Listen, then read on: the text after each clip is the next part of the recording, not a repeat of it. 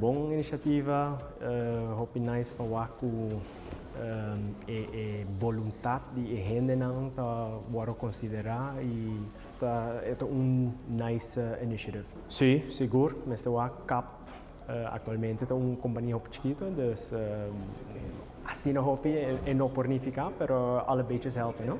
Seguro, uma iniciativa que nós sostenemos, me tenho que compartilhar com nós fazemos um tique mesmo trabalho por parte de ter Aruba Limpi, nós me quer essa boa iniciativa e trazer conscientização back para cima nossa isla e ter Aruba Limpi. Seguro sim, nós está vai de que forma nós por contribuir desse container e ajudar a community também para nós ter Aruba Limpi. Não, a iniciativa é bom, por algo nós estamos em temporada de huracão, é uma temporada bem normal e pico de huracão em agosto e setembro, que é no momento que eu vou fazer full barrio limpo e Aruba limpo, nós estamos baixo o risco de dano infraestrutural na Aruba, se Aruba está limpo.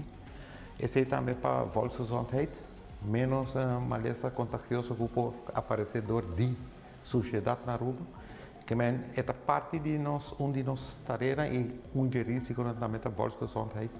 Suscita essa maleza que nós turmos ser por estima Aruba, quando Aruba limpe, é bom para nós, é é bom para a seguinte geração.